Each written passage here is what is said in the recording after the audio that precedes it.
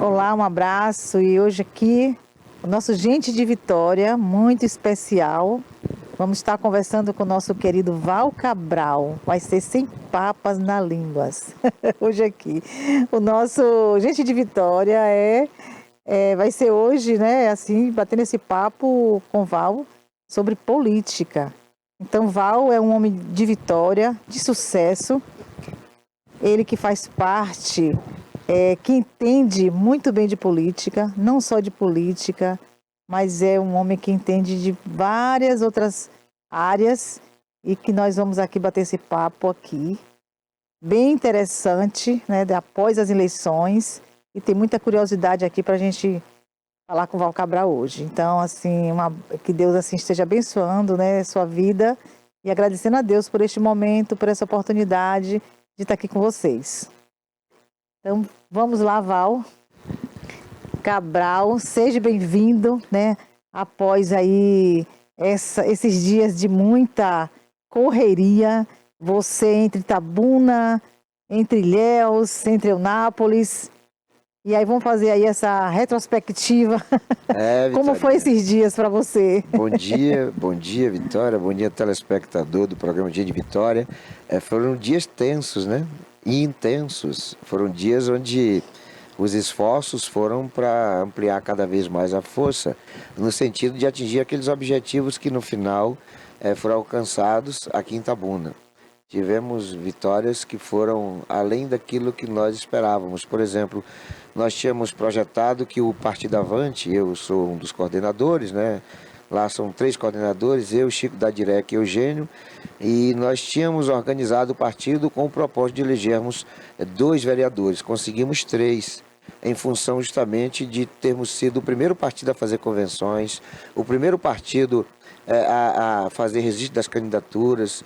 Nós tínhamos reuniões sistemáticas todas as quartas-feiras, mesmo no transcurso das eleições, né, nos momentos finais das eleições, nós estávamos nos reunindo justamente para manter o grupo unido, sabe, engajado, motivado, e isso resultou justamente nessa votação expressiva que obtivemos e que com certeza absoluta retrata, né, tudo aquilo que foi trabalhado, organizado, e por isso a gente quer saudar e parabenizar toda a família Avante, todos que se empenharam, que trabalharam e que estiveram envolvidos direto ou indiretamente, mas sobretudo aqueles que foram candidatos, do mais votado ao menos votado, em função de que cada um dependia de um outro. Nós tínhamos lá um grupo que era um por todos e todos por um. E aí isso foi que fez com que nós tivéssemos esse resultado positivo. Em relação ao prefeito, nós também tivemos uma eleição muito tensa e intensa, uma candidatura muito difícil, embora a votação tenha sido muito fácil, mas não foi fácil a campanha de Augusto, né? Foi uma campanha de resiliência, porque nós não começamos no início das tabelas, nós não éramos os favoritos no início da campanha, né? Nós fizemos com que o jogo fosse virado na medida que o tempo foi passando, as pessoas foram aderindo, as pessoas foram observando que Augusto tinha, sim, merecimento da confiança do voto, e isso acabou resultando nessa vitória espetacular, quebra de tabu. Itabuna, que em 114 anos nunca tinha reeleito prefeito, não foi somente uma vitória de reeleição, foi uma vitória acachapante, porque foram mais de 35 mil votos, o que foi um resultado inesperado, porque eu esporadicamente conversando com o prefeito, já próximo das eleições, eu tentando tranquilizá-lo, eu dizia, olha, creio que nós devamos vencer a eleição com mais de 10 mil votos de frente. Ele falou, não, Val, nós vamos ganhar com mais de 20 mil votos de frente. Ele sempre sustentou isso. Augusto estava há um mês dizendo para mim que a vitória seria com mais de 20 mil votos. Mas eu acho que nem ele mesmo esperava que fosse acima de 35 mil votos. Que foi uma eleição sui generis, por todo o histórico de Itabuna nunca ter reeleito prefeito, pela campanha em si. O adversário mais próximo nosso, que foi o Pancadinha, fez uma campanha muito festiva, né, uma campanha de muito barulho, e é claro que os gritos sempre assustam, né, e talvez eles é que tenham nos despertado para o trabalho de empenhar-se mais, né, de fazer com que a caminhada fosse um pouco mais extensa no nosso dia a dia, e aquele trabalho que seria de 12 horas passou a ser 16 horas, porque nós tínhamos uma campanha para vencer e vencemos a campanha. Pois é, Val, você fez parte. Quando a gente fala sobre atenção, a gente nem imagina que houve também essa atenção da sua parte também. Sim. Porque você fez parte desse contexto aí, você com o Partido Avante, você juntava, né? Acho que era semanalmente um grupo. Toda quarta-feira. Toda quarta-feira, de pessoas que você tinha, assim, um olhar que poderia participar, né? Das eleições como candidato a vereador, fazer parte aí como candidatos, e você trouxe, né, trazia alguns amigos para estar reunido nesse momento. E teve uma pessoa que dizia assim para mim que o Avante é uma família. Sim. Né? Teve uma pessoa que falou, o Avante, a gente se sente em família no Avante. Então, assim, por conta dessa agregação que você trouxe amigos para o Avante, você teve esse olhar de quem poderia estar fazendo parte, né? E outro detalhe, Val, que você falou aí, foi uma surpresa o número, né, de frente de votos de Augusto. Sim. Entendeu? Foi uma surpresa. Será que isso também não foi devido a ele estar com a máquina na mão também? Isso foi algo favorável. E como você falou também que a campanha de Pancadinha foi aquela alvoroço, aquela coisa. Ele estava na frente, ele estava, né, na frente das pesquisas, e ninguém esperava que Augusto ia... Suas observações e indagações eu vou buscar responder em dois momentos. Primeiro, em relação a Avante. Nós iniciamos o processo convidando os amigos através de um projeto de 6 regras. Não haveria vereador na concorrência, e nós tínhamos lá no Avante o Caiá da Saúde, que foi reeleito.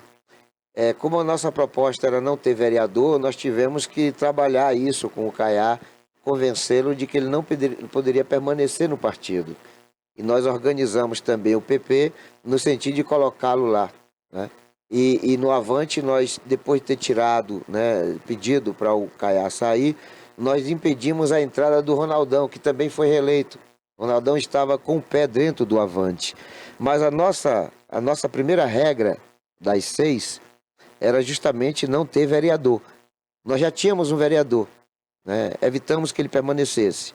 E não podíamos aceitar que fosse introduzido no partido um vereador, que seria um contrassenso. Como é que a gente tira um vereador que foi eleito pelo Avante em 2020, e aceitaríamos o Ronaldão? Então, nós acabamos convencendo o Ronaldão de que no Avante não teria espaço para ele, nada pessoal, muito pelo contrário. Todo mundo lá gosta do Ronaldão, mas era uma regra, que era a primeira a ser cumprida, não ter vereador no partido. A outra era não ter compradores de voto, né? O Avante não teve comprador de voto.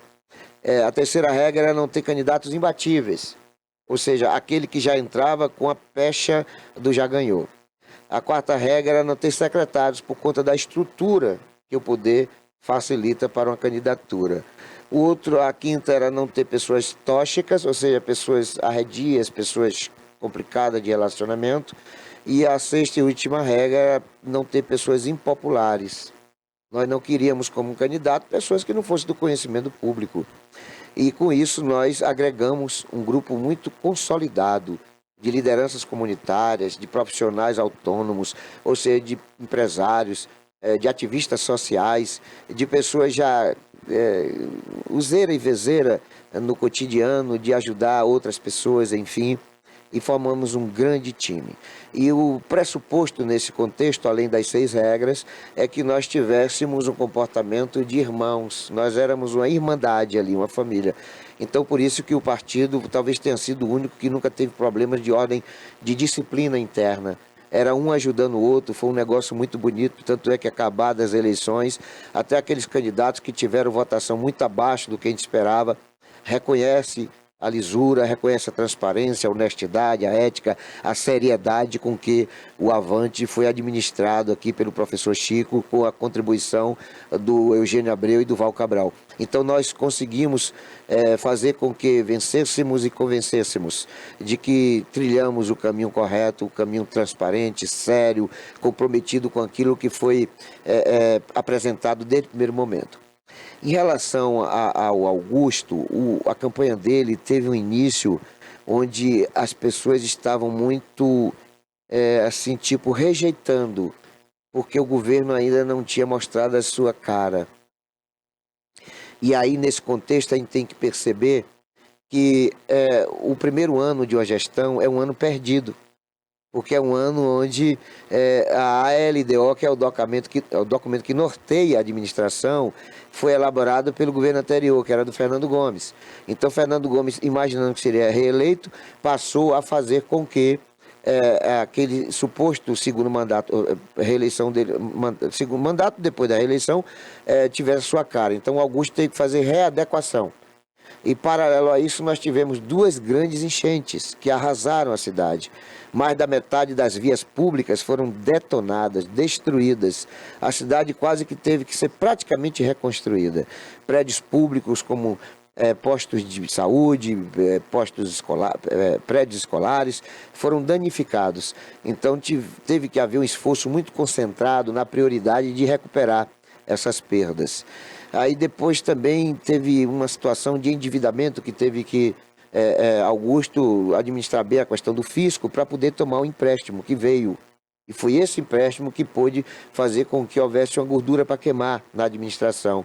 E isso começou a ser apresentado para a sociedade, com praças sendo requalificadas, escolas, postos de saúde. Quer dizer, as coisas começaram a fluir e o povo entendeu a capacidade que o Augusto tem de influenciador, de pessoas envolvidas com grandes escalões do Estado, da União, que facilitou com que tivéssemos ali recursos advindos dessas instâncias superiores de poder.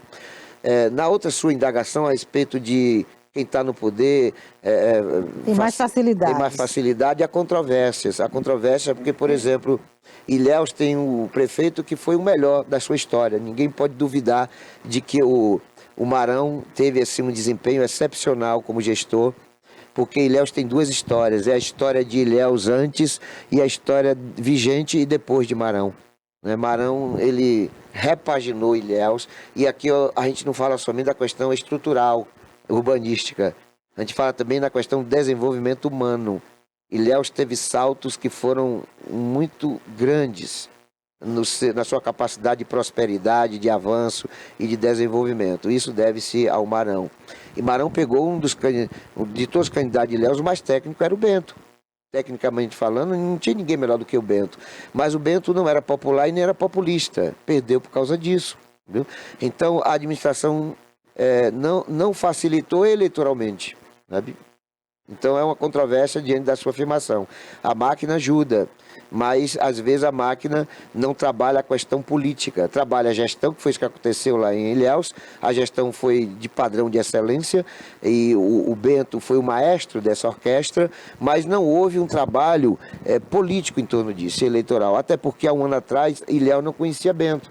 Bento, que tem um currículo fabuloso, uma pessoa extraordinária na questão técnica de gestão, mas ele era um homem de gabinete, não era popular. O Bento não era como, por exemplo, Valderico, de entrar em torneio de futebol, em praia, em paredões, em festas. O Bento, ele era muito mais técnico e o tempo dele era todo envolvido na administração, na organização e no planejamento do futuro de Ilhéus. Então ele passava entre 14 a 16 horas dentro de um gabinete, trabalhando por Ilhéus, enquanto que os seus outros candidatos estavam no meio do povo. Então isso fez a diferença. O Bento perdeu pelo populismo, né? Porque se fosse ali avaliada a questão técnica, com certeza ele teria uma votação maior do que todos os outros candidatos, que foi o que aconteceu aqui em Itabuna. Então não pode se afirmar que a máquina ajuda. A máquina, ela é preponderante numa campanha por conta do dos recursos humanos, né, dos recursos materiais, das verbas que são maiores, dos empreendedores, empresários que financiam candidaturas. Aí a máquina tem esse predicado. Ocorre que a máquina, quando tem um candidato que não é popular e populista, ela tem suas limitações de contribuições. Mas no caso aqui de Itabuna, teve os dois populares, né? É porque o Augusto ele é popular e é populista, sabe? O Pancadinha é popular e é populista, tu é que é cantor. Mas aí a questão foi que, tecnicamente, Augusto mostrou que é melhor. Augusto tem um envolvimento mais estreito com instâncias federais, estaduais. Augusto tem envolvimento muito mais próximo com o governador, com o presidente, com deputados, com senadores. O Pancadinha não. Pancadinha sempre foi limitado, né? Pancadinha também teve uma história que não ajudou muito, tecnicamente falando, porque ele foi vereador, ele perdeu a primeira eleição para vereador, posteriormente ele foi eleito como o mais votado naquela eleição, teve uma votação expressiva, ele teve um mandato medíocre, muito sofrível, o mandato de Pancadinha como vereador foi muito ruim, ele era presidente da Comissão de Educação sem ter participado de uma só reunião. Então foi um mandato ruim, que funcionou mais para fazer críticas ao prefeito. Ele era o único, na época, o único vereador de oposição ao prefeito que estava num desgaste muito grande. Então ele surfou na onda do prefeito, ganhou a eleição em decorrência de mais da metade dos votos dele terem oriundos justamente desse eleitorado que rejeitava, naquele momento, o Augusto Castro. Augusto vinha de uma rejeição estratosférica. As pessoas não estavam gostando muito da administração do Augusto. E aí, como dos 21 vereadores, o único que fazia oposição era o Pancadinha, aí as pessoas usaram a candidatura de Pancadinha para fazer uma manifestação de indignação contra aquilo que eles estavam... Tinha Danilo também que fazia oposição, né? Não, Danilo passou depois a fazer. O único, eram 21, são 21 vereadores, o primeiro a fazer oposição foi o Pancadinha, depois do Pancadinha... foi que veio o Danilo, né? E mais recentemente, me parece que o Israel Cardoso e mais um ou dois, mas efetivamente nós começamos com apenas um vereador de oposição. No transcurso das eleições de 2022, nós só tínhamos o Pancadinha como candidato de oposição, como vereador de oposição. E ele surfou bem nisso aí, acabou sendo beneficiado pelo eleitorado, que o eleitorado ele é muito sazonal. Você tem um eleitorado que... E essa eleição mostrou isso. O mesmo eleitor que estava satanizando o Augusto foi quem endeusou ele, sabe? Aqueles que criticavam Augusto há 2 anos atrás, foi que deram para ele a votação acachapante. O eleitorado é uma coisa meio... Aonde estava esse povo que de repente surgiu... Então, amiga, estava justamente no camarote, estava assistindo, né, o desfile passar. No primeiro momento, o desfile estava desorganizado, estava chovendo, a coisa estava meio forte, meio ruim. Mas na medida que as coisas foram se organizando, o desfile foi ficando mais embelezado, aí a plateia começou a aplaudir. Foi o que aconteceu com um histórico de eleição e de reeleição do Augusto Castro.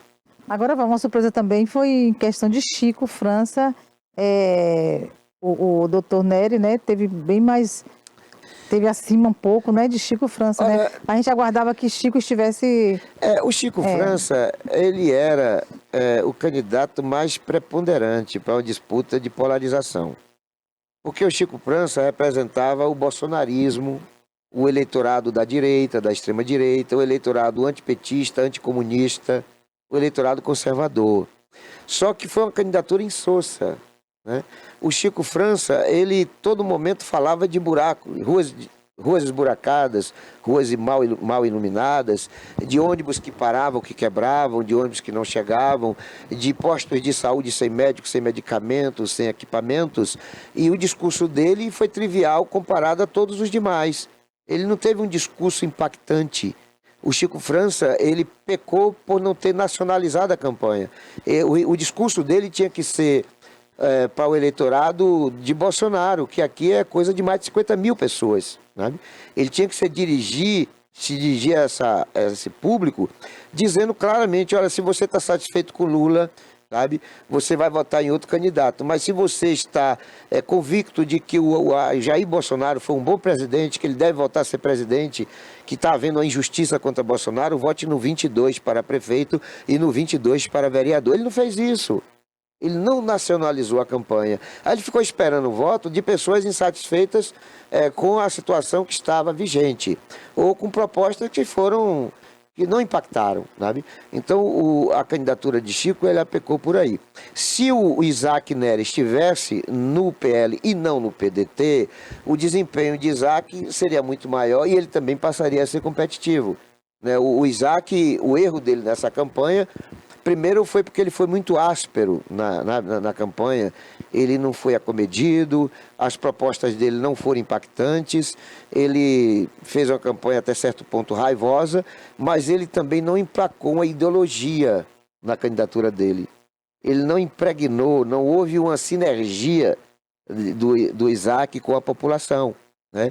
E por outro lado ele teve o prejuízo de sair por um partido que não tem, já teve história, já teve prefeito do PDT aqui, já teve deputados, enfim.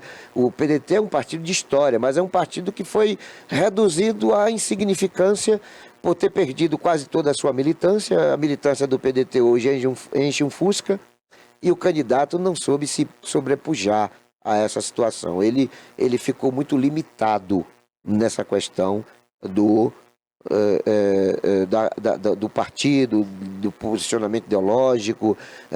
Ele não soube também emplacar ser um candidato à direita, mesmo sendo do PDT. Todo mundo sabe que o Isaac Nery é bolsonarista, e ele não soube atropelar o Chico, sabe? Teve um momento que ele tinha que atropelar o Chico, ele tinha que se dirigir ao eleitorado da direita, ao eleitorado bolsonarista. E aqui eu vou dar um exemplo: Itabuna tem 38 mil eleitores que são evangélicos. Neste segmento, o Pancadinha não teve 1.000 votos. Que quem é evangélico, quem é cristão, quem professa a religiosidade, não vai votar num candidato que é ligado a pautas que são censuráveis nesse segmento, né? Embora o Augusto também estivesse ali com o PT, PCdoB, PSB, que são partidos muito próximos dessa ideologia de gênero, de liberação das drogas. Você acha que os evangélicos eles estavam mais com Augusto, nesse caso, pastores? Os candidatos evangélicos seriam preponderantemente favoráveis à candidatura de Azevedo. Se Azevedo fosse candidato, os evangélicos, com certeza, em sua absoluta maioria, estaria votando no Azevedo. Quando o Azevedo foi, a palavra é forte, mas é fato, traído por ACM Neto, preterido pelo o Pancadinha, o eleitorado de Azevedo, que é forte, que é grande, uma média de 15 a 18 mil eleitores, eles migraram em sua majoritária quantidade para o Augusto, porque não viram em Isaac e no Francisco, no Chico França, perspectiva mínima de suplantar a votação possível que teria o Pancadinha. Então o eleitorado do Azevedo naturalmente migrou para o Augusto Castro, o que aumentou essa diferença de votação. O grande erro nessa eleição da chamada ala carlista, ou das oposições a nível de Bahia, foi ter colocado o Pancadinha como candidato. O candidato não era para ser Pancadinha, o candidato era para ser Azevedo.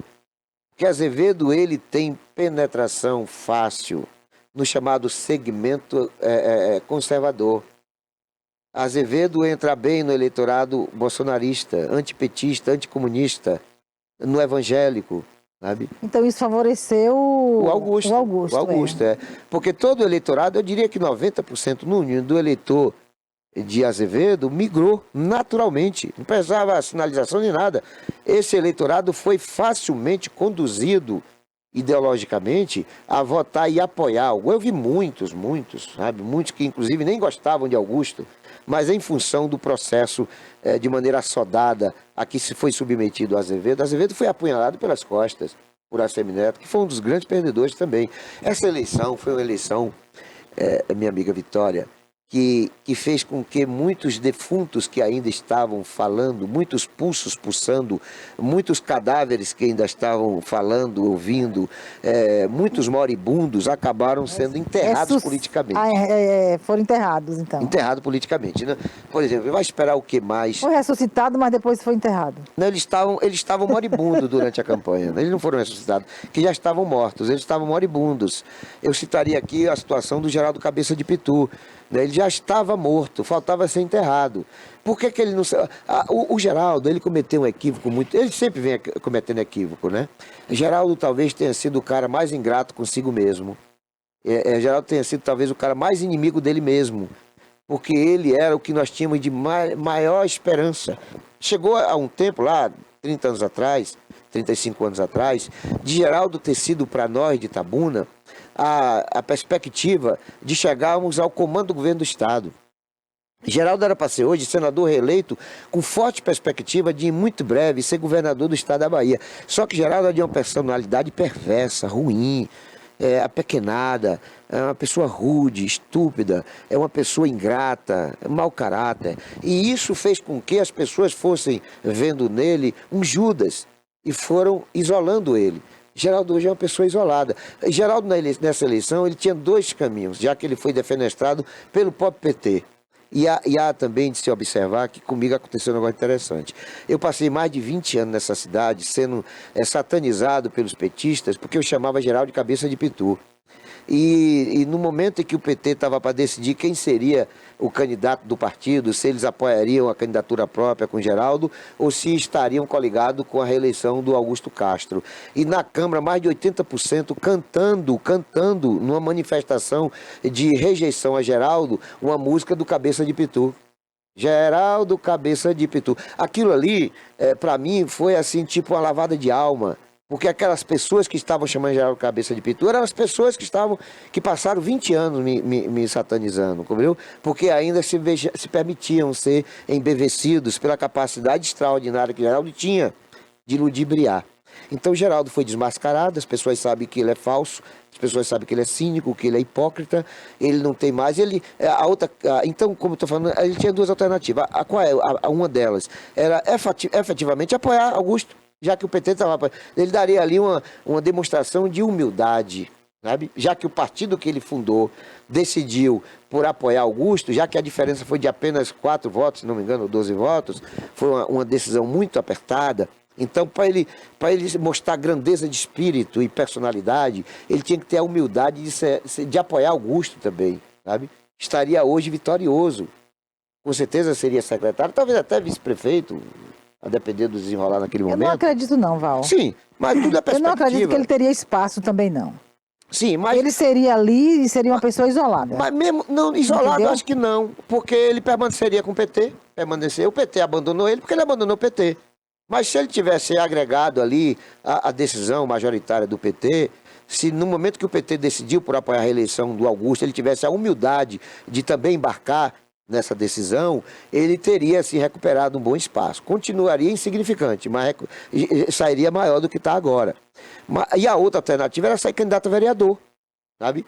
Mas ele não teve humildade para ter uma candidatura proporcional. Talvez não foi interesse também, né? Não teve não é interesse, não. Aí eu digo, vou dizer o que foi. Interesse até que existiria. Nós tivemos aqui, por exemplo, o governador Valdir Pires, ele saiu de governador para vereador. Né? O governador Nilo Coelho saiu de governador para prefeito de Guanabi, uma cidade pequena.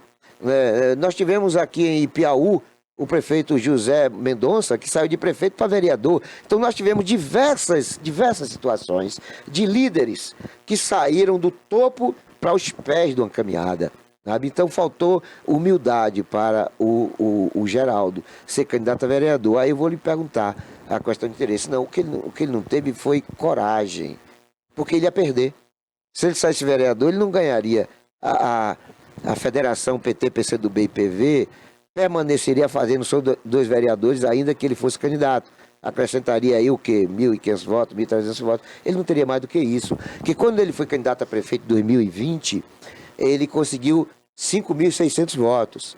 Mas ele estava ali com o coronel Serpa, que deve ter contribuído com 500 votos, com 600 votos, não é isso?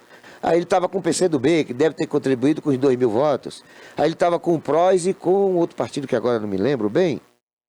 E aí, esses outros partidos devem ter contribuído com alguns outros votos. Então, ele teve, na verdade, menos de 2.000 votos. Para vereador agora, ele não teria 1.500 votos. Eu sempre bati nessa tecla. Ele não vai sair vereador porque ele é frouxo, porque ele é covarde e ele não tem humildade. Porque se saísse candidato a vereador, perderia a eleição.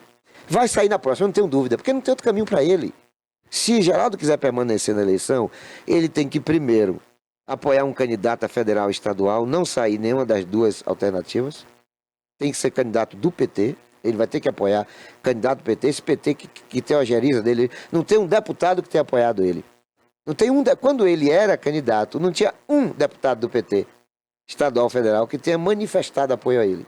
Sabe? Porque a da algeriza que ele tem hoje interna. Então ele vai ter que se subjugar, vai ter que apoiar um candidato federal e estadual do PT. Para 2 anos depois sair candidato a vereador. E aí vai ser legal. Porque se ele sair vereador, também sai. Entendeu? Porque se ele ganhar e eu ganhando, ele está lascado comigo. Durante a campanha ele vai estar mais lascado comigo, porque eu vou estar desmascarando ele. Imagina ele eleito vereador e Val Cabral eleito vereador. O pandemônio que não vai ser. Você, Val, já era o momento para você também ser vereador, né? Eu estava com pretensão de sair, eu ia sair candidato agora. Me preparei para isso, sabe? Eu estava morando em Eunápolis, retornei, comecei a fazer minhas articulações, mas eu comecei a ter alguns problemas, alguns graves problemas. Eu tive um acidente no dia 21 de janeiro, que me quebrou 2 costelas, acidente de moto, meu 8º acidente de moto, sabe? Eu acabei tendo um acidente com a outra moto, à noite, vindo de Eunápolis, nas imediações de São José da Vitória. Um maluco lá, sabe, zigue-zagueando na pista, acabou vindo de encontro em mim, e as 2 motos se chocaram, e eu acabei, nós 3, que ele vinha com a esposa, nós 3 acabando, fomos para internado, passei 3 dias no hospital, quebrei 2 costelas, tive algumas outras, tive infecções nos pés, enfim, tive alguns problemas. Logo depois eu tive a infelicidade de uma tragédia na minha vida, que foi a morte do meu amado pai. Meu pai morava comigo, com quem eu conversava quase que todos os dias, sabe? Meu pai sempre foi um amigo muito próximo de mim, e eu perdi meu pai. E naquele momento que eu estava com meu pai ainda ali, na convalescência, eu estava tendo conflitos com minha família e com a família do meu sobrinho, Júnior do Trator. Porque Júnior do Trator é meu sobrinho, era vereador, e ele era candidato à reeleição, eu candidato à eleição, e a teoria é de que se nós 2 saíssemos, um ia prejudicar o outro. E eu mais maduro, é claro, né, mais experiente, e sem essa ambição, e cheguei e cedi. Eu falei, não, já que ele não quer ceder, eu reconheço, ele é vereador, deve ter alguns encaminhamentos a serem finalizados, então eu abdico dessa candidatura, ele sai dessa vez, eu saio da outra, foi esse acordo que nós fizemos. Infelizmente ele não foi reeleito, embora tivesse tido uma votação expressiva, 940 votos, ele é o segundo suplente lá do PP, que foi um partido que eu organizei o partido. Confesso que na minha organização a pretensão era eleger Babado Cearense, que foi eleito e que eu já tinha ajudado a eleger lá no PHS, e ajudar a reeleger o meu sobrinho, mas acabou dando Caiá, que é outra figura também boa, e que eu coloquei no PP, enfim, mas a gente acabou tendo um resultado que só não foi melhor porque, infelizmente, o meu sobrinho não foi reeleito. Enquanto a Geraldo, ele vai ter que ser candidato a vereador em 2028, porque, inclusive, eu vou até fazer campanha para ele ser candidato. É claro que eu jamais votarei numa coisa dessa, né? Mas vou fazer campanha para ele ser candidato. Qual foi, assim, a surpresa que você teve na Câmara de Vereadores nessa eleição agora? Você fala dos que foram eleitos? O que te surpreendeu, sim? Bom, me surpreendeu. O que é que você não esperava? Eu não esperava a derrota do pastor Francisco. Né? Pastor Francisco, todo um aparato da Igreja Universal, que aqui tem, parece que 12 mil membros, o pastor Francisco perdeu para o Thales Silva e para o Ronaldão, que são 2 pessoas maravilhosas, né? Tanto quanto o pastor. Mas ali havia uma disputa que estava... nós sabíamos antes que o republicano só ia eleger 2, né? E aí a dúvida era sobre qual dos 3, 2 seriam eleitos. Mas sempre achava que o pastor Francisco... Ronaldão estava no republicano? Está no republicano. Ronaldão, Thales e o Francisco. Eu, sinceramente, achava que a disputa pela segunda vaga seria travada entre o Thales e o Ronaldão. Eu achava que o Francisco ele seria um vereador facilmente reeleito por conta do aparato da Igreja Universal. Os votos de pastor Francisco foi... Porque ele é da Igreja Universal. O grande problema, e aí a Igreja Universal também, lá em Eunápolis, Tiago Mota, uma figura simpática pra caramba, vereador que também perdeu. O que é que eu avalio dessa questão da Igreja Universal? Você tem que ver que a Igreja Universal é uma igreja neopentecostal, é uma igreja que professa a prosperidade como encaminhamento de desenvolvimento humano, diferentemente das chamadas igrejas tradicionais. Você é evangélico e sabe do que eu estou falando. Eu não sou evangélico, mas eu tenho um certo conhecimento da situação, até porque eu leio bastante e frequento igreja também, falo em igreja, enfim. E a igreja tem um perfil de pessoas que não são muito sintonizadas com o apelo de busca, né, de Deus como divindade. As pessoas da Igreja Universal, da Igreja Internacional, da Igreja Mundial, é uma pessoa que está querendo sim a salvação, mas atrelada à questão da prosperidade. São pessoas que estão querendo carrões, mansões, bons casamentos, família feliz, entendeu? E juntando isso com o apelo da cristandade, né, da coisa da salvação celestial. Então, são pessoas que não estão muito devotadas com essa questão da política, sabe? São pessoas que vão para lá em busca de benefícios materiais. E aí, quando a igreja tem um vereador, a igreja que tem na sua absoluta maioria de frequentadores, pessoas com dificuldade de subsistência, e as pessoas precisam de botijão de gás, às vezes não tem dinheiro. Essas pessoas, às vezes, precisam pagar uma conta de energia ou de água e, às vezes, não tem dinheiro. A quem é que essas pessoas vão recorrer na igreja? Ao vereador. Não é nem ao pastor da igreja, ao vereador. E eu estou falando aqui de 8 a 12 mil pessoas. E lá tem um público que é variante, né? Que oscila. Então, o vereador não vai ter condição nunca, até porque não é essa a função de vereador. Então, quando o vereador passa a negar esses pedidos, ele passa a ser visto como uma pessoa ruim. Porque a grande maioria do eleitorado, eu diria que 99%, faz avaliação positiva de vereador quando é beneficiado por ele, sabe? Quando tem uma conta de energia paga, quando tem um botijão concedido. Mas se o vereador nega às vezes até porque não tem condição mesmo, passa a ser defenestrado, passa a ser odiado pelo eleitor. E aí o pastor Francisco foi vítima dessa realidade, sabe? É uma figura solista pra caramba, sabe? Simpática, acomedida. O pastor Francisco, até pela sua profissão de pastor, é um cara bem quisto, um cara bacana, sabe? Eu tenho minhas críticas a ele, mas ao mesmo tempo tenho que reconhecer que trata-se de uma personalidade merecedora da confiança, né? E eu não estou falando isso agora não, que falei isso muito antes, sabe? Mas ele foi vítima do perfil do eleitorado que se buscou atrelar a candidatura dele. Acho que ele não buscou outras formas, outros nichos, sabe? Como muitos aí, por exemplo, o meu sobrinho, o Júnior do Trator, quando ele percebeu que a área dele estava impregnado de fortes candidatos, né? Nós tivemos lá o Marquinho, que teve uma votação estupenda, quase 1000 votos, teve também o Filho de Deus, né? Que teve quase 700 votos, enfim, muitos candidatos fortíssimos daquela região, que é talvez um dos bairros menores de Itabuna, que é o Parque Boa Vista, mas talvez seja o maior metro quadrado de candidatos fortes em Itabuna. Isso fez com que o meu sobrinho migrasse para outros bairros. Foi o que fez ele acabar tendo 940 votos, o que não é fácil, né? A gente sabe que não é fácil, uma votação em Itabuna de quase 1000 votos. Então, assim, tipo, o grande erro do pastor Francisco em fazer uma campanha mais focada só na Igreja Universal é que acabou resultando na sua derrota. Para mim foi uma surpresa. A Universal, então, ficou sem representantes, porque Sem sempre... representante. Eu acho que já estava ele estava o quê? Quarto mandato? Terceiro mandato. Terceiro mandato, né? Ficou sem representante. Embora o mandato de um vereador na Universal não seja a ser assim, uma coisa preponderante para o crescimento da igreja, porque a igreja tem um aparato de comunicação muito forte em Itabuna. Tem emissora de rádio, tem televisão, tem obreiros às centenas, devem ter, só de obreiro a Igreja Universal deve ter mais de 1000, sabe? A Igreja Universal tem um cabidal muito consolidado para permanecer uma igreja forte, até porque o apelo da Igreja Universal é da prosperidade. Quem não quer prosperidade, né? As pessoas que estão fragilizadas, as pessoas que estão passando, por exemplo, por desarmonia familiar, as pessoas que têm filhos envolvidos com drogas, marido adúltero ou esposa adúltera, pessoas que estão com perspectivas sombrias, economicamente falando. Essas pessoas, elas acabam sendo cativadas, né? Acalentadas. E a Igreja Universal é um dos caminhos para as pessoas que precisam de refrigeração da alma, porque eles fazem um trabalho muito bom. Eu já fui muito crítico da Igreja Universal, muito crítico. Na verdade, eu fui muito crítico de todas as igrejas, nem pentecostais. E o interessante é que eu deixei de criticar a igreja sobre toda a Igreja Universal, não foi por uma obreira, de que cheguei a ser noivo de uma obreira da Igreja Universal, e nem foi por alguém ligado à Igreja Universal, por um pastor, foi por uma católica, a doutora Rita Arcanjo, né?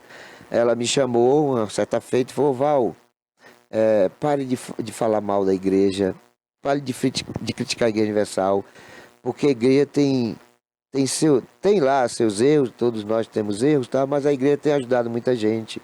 Então foi alguém da Igreja Católica, e ela é ativista do clero, e ela foi que me convenceu de que eu não deveria continuar criticando a igreja, até porque eu conheci muitos caras que foram bandidos, né? Até de altíssima periculosidade, e que estavam convertidos.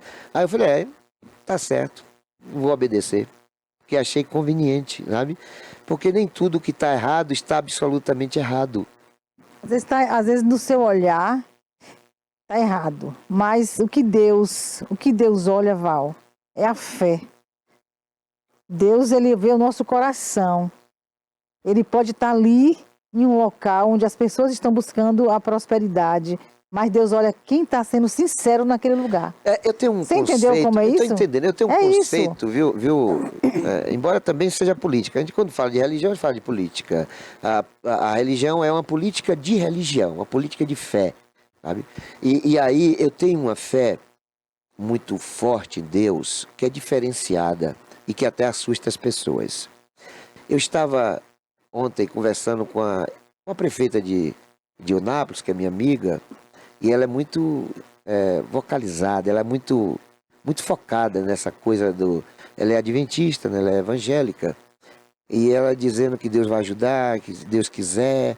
E eu disse para ela, como já tinha falado para o marido dela, meu amigo Paulo da Pé, e falo com todos que são do poder, que têm a capacidade de mudar a vida das pessoas, e eu falo o seguinte, é uma crença minha, Deus não vai ajudar ninguém, Deus não vai querer nada, porque as pessoas, se Deus quiser, se Deus ajudar, porque Deus já ajudou e Deus já quis. Não vai ter nada na tua vida, você que está aí nos assistindo, não vai ter absolutamente nada na tua vida que não tenha origem na vontade de Deus e na ação de Deus. As pessoas com as quais você tem conversado, agora você está nos ouvindo, nos assistindo, as pessoas ao seu redor, tudo o que habita no universo, tudo é origem de Deus, inclusive o mal. Essas pessoas ruins aí foram criaturas de Deus, elas que se desencaminharam, mas tudo teve origem em Deus. Deus é criador de tudo no universo. Então Deus já fez a parte dele, cabe a nós agora fazermos a nossa parte. A gente fica perdendo um tempo enorme pedindo que Deus nos ajude naquilo que já ajudou. Olha, se nós tivermos um piripaco aqui, com certeza, se for o seu caso, eu vou pegar meu celular, vou ligar para o SAMU, e o SAMU vai chegar aí para lhe socorrer. Esse celular que eu vou usar, ele foi manuseado, ele foi criado, ele foi operacionalizado, ele foi comercializado, ele foi transportado por mais de 1000 pessoas. O celular é meu, sou eu que uso, é uma pessoa só, é meu, é personalizado. Mas para chegar a esse estágio, foram mais de 1000 pessoas usando esse celular. E não teve uma só que não tenha sido criatura e criado por Deus. Então a gente fica querendo que Deus nos ajude a ter um celular, sendo que Deus nos deu saúde, Deus nos deu força, Deus nos deu vida para simplesmente sair da cama, sair da cadeira e ir trabalhar. Porque se nós trabalharmos, se nós estudarmos, a gente está fazendo o que Deus quer que nós façamos, ou seja, a nossa parte, porque a dele já foi feita. Não tem uma professora que não seja criatura de Deus. Não tem uma professora que não tenha sido da criação de Deus. E aí a professora está lá para nos ajudar, mas a gente quer que Deus nos dê uma profissão sem passar por uma professora. Nós queremos educação sem passar por uma educadora. Nós queremos prosperidade sem trabalhar. Nós queremos vencer na vida sem fazer um curso de capacitação profissional. Então Deus já fez tudo, querida. Não tem nada, absolutamente nada, que a gente possa querer que Deus já não tenha feito, que Deus já não tenha querido. Tudo. Então a religião acaba sendo um ópio para colocar na cabeça de muitas pessoas o comodismo. Achar que tá beleza, que Deus vai ajudar. Não, vou esperar porque Deus vai ajudar. Não espere não. Arregace as mangas sabe? E vá à luta, porque Deus já fez a parte dele. Eu tenho essa convicção. Isso é ótimo, Val. Deus gosta de pessoas como você. Deus sabe que eu sou rebelde. Olha, eu tenho um histórico que não é fácil. Eu já tive 3 tentativas de assassinato, 3 pessoas atirando em mim. Eu já tive 2 pessoas me esfaqueando.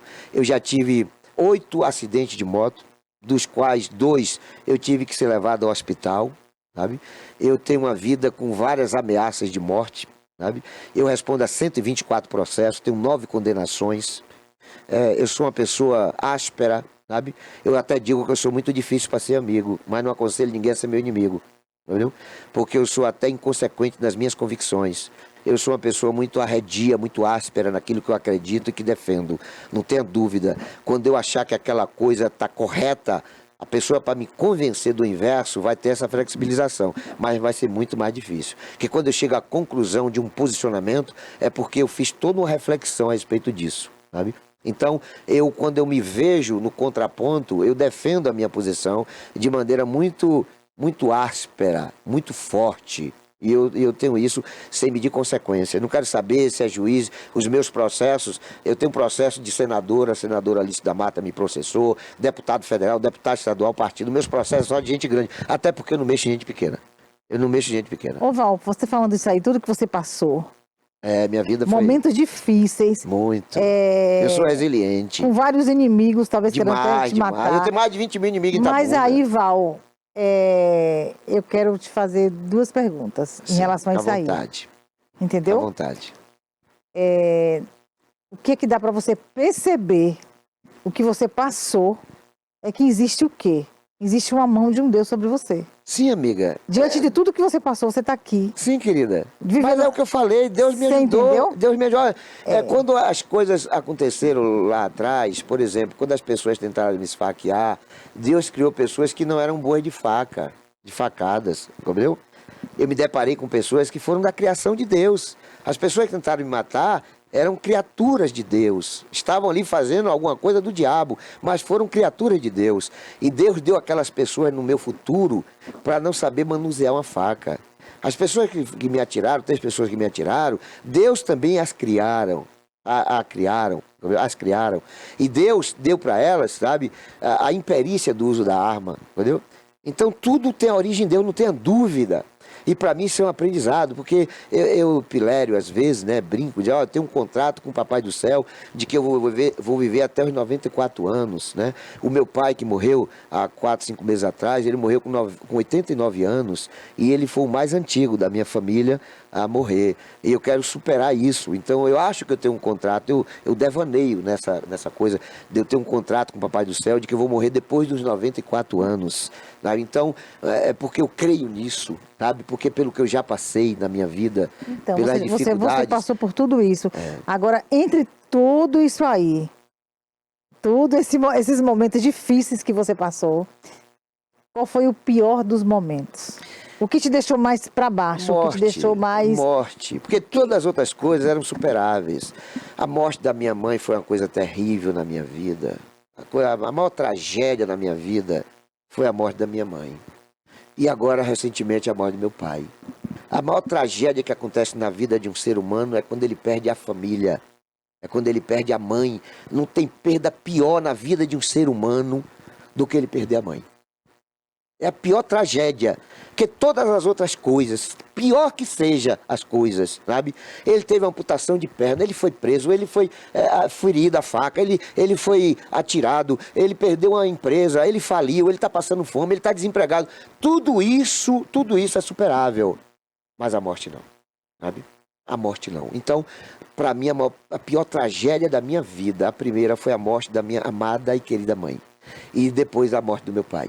Eu tenho uma irmã que nesse exato momento estou pedindo a Deus, sabe? Estou pedindo a Deus, assim, com todas as forças que são possíveis. E olha que eu sou reticente nessa questão da crença, sabe? De que eu tenha a graça e a felicidade de ter boas notícias. Minha irmã, a mais velha, está numa UTI agora. Fez a cirurgia, teve traumatismo craniano no acidente e ela está numa cama lá sedada, né? Mas a gente tem tanta crença, a gente tem tanta fé em Deus, sabe, de que ela vai sair dessa. Então, a maior tragédia é a morte, porque todo o resto é superável, sabe? Se você perder bens materiais, eu conheço pessoas que já foram muito ricas, muito ricas. Eu tenho um amigo que ele tinha uma fazenda de 12 milhões de reais, morreu deixando essa fazenda, mas não tinha dinheiro. Me ligou uma certa feita me pedindo para levar 5 reais de pães, que ele não tinha 5 reais. Mas tinha uma fazenda de 12 milhões, um Corolla que ele não podia botar o combustível. Ou seja, tinha patrimônio, mas não tinha dinheiro, sabe? Eu conheci muita gente que não tinha nada e hoje tem muito. Sabe, eu tenho um amigo que ele falou para mim, Val, antigamente quando eu ia para os restaurantes, eu não olhava o lado esquerdo do cardápio, eu olhava o lado direito, que é onde estavam os preços. A comida eu pedia pelo lado direito, pelo lado do preço. Hoje não, eu como o que eu quero, porque eu tenho dinheiro para pagar, e não é arrogância da minha parte, é manifestação de realidade, de que eu superei aquela dificuldade. Não é as pessoas querendo ser melhor do que as outras, é porque às vezes a vida lhe dá esse tipo de realidade. Muita gente que hoje está rindo, amanhã vai chorar e vice-versa. Olha o processo eleitoral. Eu estou em 128 grupos de WhatsApp. E a tempo todo o pessoal de pancadinha ali arredio, pirraçando, a coisa toda, né? Aí depois eu voltei para esses, depois da vitória de Augusto, eu voltei e pedi tranquilidade para as pessoas, entendeu? Pedi calma, acalento, a eleição acabou, sabe? Nós vitoriosos não temos que tripudiar as pessoas, fazer gozação. Nós ganhamos a eleição, vamos trabalhar para Itabuna ser maior e melhor, sabe? Quem perdeu vai ter sua oportunidade, porque eu já perdi eleições e já ganhei eleições. Quem hoje está sorrindo, amanhã pode chorar e vice-versa. Porque eleição é isso, democracia é isso, sabe? E eu tenho falado isso nos grupos, sabe? Vamos parar de ficar achincalhando as pessoas, gozando da cara das pessoas. A pessoa já foi penalizada por perder. Por que a gente tem que ficar chutando ainda as pessoas, sabe? Nós vencemos, vamos agora fazer valer e convencer. Nós não podemos mais tripudiar as pessoas. Isso vale aqui para Itabuna e para todo lugar, você que está me ouvindo. Se você venceu a eleição, querido, se conforme, vá festejar de maneira humilde, simples. Vá festejar, porque esse é um momento de alegria sua. E sua alegria não pode ser confundida em ficar pirraçando o adversário, tripudiando o adversário. O adversário já está sofrendo, sabe? A gente vai chutar o adversário, sabe? Então é uma questão humana, é de empatia, porque eu já perdi eleições. Eu já ganhei eleições que eu gostaria de ter perdido. Eu ganhei uma eleição aqui em Itabuna, na eleição de 2000, que foi a maior tragédia na área política. Foi uma tragédia. Eu ajudei a eleger um canalha, sabe? Um vagabundo, um ladrão. E hoje é meu inimigo pessoal, sabe? Eu não desejo mal a ele, eu quero que ele perca a eleição sempre. Mas pessoalmente eu não desejo mal a ele. Eu quero que ele seja feliz com a família dele. Não quero nada de ruim para ele na vida dele. Eu quero derrotar ele no campo da eleição. Todas as vezes que eu tiver oportunidade, eu vou fazer o impossível para poder derrotar ele. Mas no campo pessoal, ele siga a vida dele. Então assim, a gente tem que ser assim, sabe? Porque tem um ditado que a ironia do destino é inexorável. Sabe? O que você deseja mal para as pessoas vai se voltar contra você. E para você ser feliz, você não precisa desejar mal. Até porque pessoas que desejam mal para as pessoas, elas são pessoas mal amadas. As pessoas me veem brigão, eu sou um cara brigão, sabe? Eu sou um cara duro, sabe? Eu sou um cara, nas críticas, eu sou feroz, sabe? Mas aquilo ali é eu tirando de dentro de mim os cães, sabe? Os diabos que estão dentro de mim, entendeu, cara? Eu tenho que fazer isso. Eu gosto de xingar, adoro xingar. Ah, você não imagina como eu adoro xingar, entendeu? Eu adoro gritar, sabe? Fazer críticas ásperas. Mas isso é a minha forma de me libertar o ódio não, das coisas. Não é ódio. Não, mas não eu é para não guardar ódio.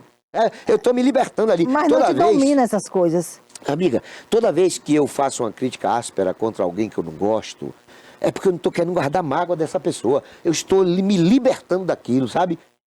E isso cabe a todos nós. Se você não gosta de uma pessoa, não guarde mágoa da pessoa. Xingue a pessoa, sabe? Critique a pessoa, porque aí você está se libertando disso, cara. Mas não guarde mágoa, sabe? Eu sou muito bem resolvido com as pessoas que eu tenho como inimigas, e eu sempre digo, eu tenho muitos inimigos, muitos. Eu não tenho uma pessoa aqui em Itabuna para dizer assim, Val me roubou, Val me traiu, Val foi ingrato comigo. Eu não tenho ninguém para sustentar esse tipo de situação comigo. Os meus inimigos são de ordem política, ideológica. Os comunistas não gostam de mim, os petistas não gostam de mim, e deles muitos me odeiam, são meus inimigos. Os geraldistas não me suportam, até partem para me agredir fisicamente. Entendeu? Ô Val, diante de tudo que você falou, momentos difíceis, processos, tentativa de, né, de querer te matar, tudo que você passou, Val. E qual foi um dos momentos que você mais teve de bom na sua vida? O que é que te Ah, lembra de bom na sua vida? cara, o momento mais legal da minha vida é quando eu vejo uma pessoa que não gostava de mim, sabe? E foram muitas pessoas, chegarem para mim e falar assim: Val, eu tinha uma ideia completamente diferente de você. Eu não suportava você. Quando eu via você, eu tremia de ódio na frente. E hoje eu vejo que você é uma pessoa agradável, você é uma pessoa amável. Cara, isso para mim é maravilhoso e eu ouço isso direto. Hoje de manhã, vindo aqui para a TV, eu me deparei com uma situação dessa, entendeu? Isso me alegra muito porque a gente formata a ideia de uma pessoa muitas vezes pelo que a gente ouve falar, sabe? Aí na convivência é que a gente vai conhecer as pessoas. Quem convive comigo sem falsa modéstia sabe que eu sou um cara digno e merecedor de confiança e de amizade. Eu coordenei o Avante agora, sabe? Eu ajudei o PP, sabe? Eu tenho certeza absoluta, sabe, que nenhuma pessoa, até por trás, vai falar mal de mim, porque conviveram comigo. Quem convive comigo sabe que eu mereço ser respeitado, com todas as minhas agressividades nas palavras, com todas as minhas críticas a alguns setores, a algumas pessoas, sabe? Sabe que eu sou digno de merecer confiança das pessoas, carinho das pessoas, porque eu não sou uma pessoa suja, eu não sou uma pessoa maldosa, eu não sou uma pessoa de desejar mal, repito, eu desejo, assim, eu numa disputa eleitoral, eu vou querer atropelar o cara, não tenho dúvida, mas no que diz respeito ao ser humano, sabe? Eu não tenho dificuldade de compreender a pessoa como merecedora do meu respeito, sabe? Muitos inimigos meus morreram e eu confesso a você que eu lamentei. Eu tenho várias histórias em relação a isso, compreendeu? Mas assim, a maior alegria que eu tenho na minha vida é quando eu vejo alguém que não me suportava, que não gostava de mim, dizer para mim: cara, você não é nada daquilo que eu pensava. Eu pensava que você fosse um cara ruim, sabe? E não, você é um cara bom. É isso que é a minha maior alegria, é isso. Além da minha família, meus netos. Cara, olha, você já é avó, Vitória? Eu sou avô. Eu tenho 3 netos, né? Eu tenho uma neta que é de empréstimo, né? Que é uma garota de 23 anos. E eu tenho 2 netos que é consanguíneos. Rapaz, é uma coisa amável demais essa coisa do neto. Ser avô é muito melhor do que ser pai, na questão sabe, daquela coisa humana, sabe? A gente, quando é pai, às vezes eu fui pai. Porque você hoje está mais maduro, pode mais curtir, né? Menina, É aí também isso. foi assim, eu fui avô, eu fui pai praticamente na minha adolescência. Meu filho hoje tem 43 anos. E eu fui pai depois dos 40. E há uma dicotomia de sentimento nesse contexto. Que quando você é pai muito novo, você acaba assim, incorporando numa coisa de responsabilidade desmedida. Que você cai na real: poxa, eu sou pai, eu tenho uma família. Você na adolescência. Aí depois, quando você volta a ser pai, que é o meu caso, depois dos 40 anos, eu tenho um filho de 23, mora na Suíça há 13 anos, que é o Pedrinho. Então eu fui pai depois dos 40 anos. Aí é o inverso. Você volta a ser moleque. Aos 40 Vai anos, pai. brincar. Agora imagine quando você é avô. Aí eu fui avô depois dos 50 anos. 50 anos? Não, menos. Eu fui avô cedo também, sabe? E eu tenho e meus netos, eu brinco como se eu fosse um moleque. Todo avô é um moleque. Todo avô tem nos netos uma capacidade de rejuvenescimento. Quem é avô sabe do que eu estou falando. Avô é a coisa mais sublime que existe, cara, sabe? É uma coisa maravilhosa você ter neto. E o neto, às vezes, quando está chato, enjoando e chorando, ainda assim ele é agradável. Porque quando ele começa a encher o saco, o que a gente faz? A gente faz o seguinte: olha, quem pariu Mateus, que balance. Com o filho a gente não pode fazer isso. O filho, quando está enjoando, enchendo o saco da gente, a gente tem que sustentar ali, segurar. Mas o neto não. O neto perturbou, a gente entrega para a mãe e para o pai. Enfim, eu tenho momentos assim que são extremamente... no contexto, eu só tenho agradecimentos a Deus. E aí é bom que eu volte àquele assunto da fé e da crença. que ao mesmo tempo que eu digo que Deus não vai ajudar ninguém, Deus não vai querer nada para ninguém, porque Ele já ajudou e já fez, ao mesmo tempo eu digo o seguinte, eu era diretor de uma rádio, eu trabalhei em 2 rádios Nápoles. Nós temos 1 minuto só. Então vou ser breve. Pastor lá dizendo, com a ajuda de Deus estaremos de volta, se Deus quiser ter de volta, eu fiz essa coisa. Ele perguntou, como é que tem que ser? Eu falei, ó, tudo que nós fizermos, nós não temos que dizer assim, ó, se Deus quiser, com a ajuda de Deus, nós temos que dizer assim, ó, com fé em Deus. Com fé em Deus a gente vai vencer, com fé em Deus a gente vai conseguir, com fé em Deus a gente vai chegar lá. Aí depois de concluído esse período, aí o que é que a gente tem que dizer? Graças a Deus. A gente tem que dar graças a Deus, porque a vida tem origem em Deus. Então tudo é com fé em Deus e posterior, graças a Deus. Graças a Deus por estar aqui. Que bom, Val. É isso, querida. Muito bom, Val, estar aqui com você. A gente bateu esse papo. Deus direcionou o que a gente falou. Nós falamos que... Lá atrás ele já tinha porque combinado nós com falamos sobre, né, o nome de Deus aqui, porque Deus faz parte. isso. Deus, ele escreve histórias para nossas vidas. Quem não está sintonizado com Deus já é que está errado. Que Deus está sempre conosco. Nós é que nem sempre estamos com Deus. Isso, ele está sempre conosco, verdade. Nós que devemos perceber a presença de Deus através das pessoas. Porque também tem outro detalhe. Através das pessoas. O capeta também está perturbando. O capeta também é onipresente. Mas ele não permanece, não. Ele é tem derrotado. Força, mas não tem poder. Não tem poder. Quem tem poder ele é é derrotado. Deus. Com o povo de Deus, ele não tem poder. De jeito nenhum. Pois é. E nós temos Deus. É isso. Assim como Deus envia as pessoas, os anjos, para estar perto da gente, ele também envia o povo dele também. O poder sempre será superior à força. Com certeza. Então, que Deus continue te abençoando, Val. Amém. Amém. Fazendo de você esse homem determinado, verdadeiro. E seja sempre assim, porque Deus gosta de pessoas assim, autênticas. Sim. Faz parte. É isso mesmo. Ele gosta de gente assim, que fala a verdade. Viu? E que você sempre seja esse amigo.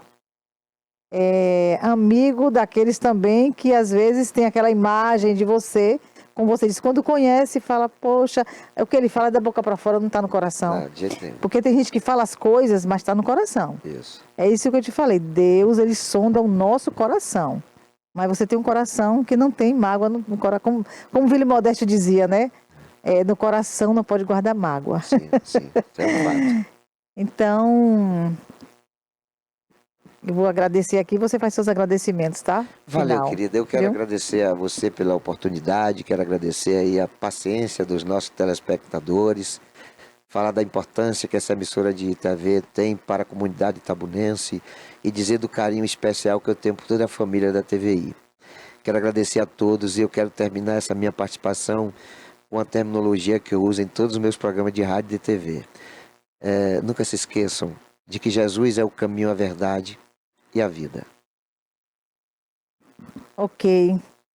E esse encontro aqui, Deus que faz com as pessoas amigas, esse espaço aqui também, agradecer a Barbosinha e a todos os amigos que fazem parte aqui dessa família TVI. Quero agradecer ao cabeleireiro Reis, a Ivete, esse casal maravilhoso, e a Tati, que colaboram com eles ali no salão.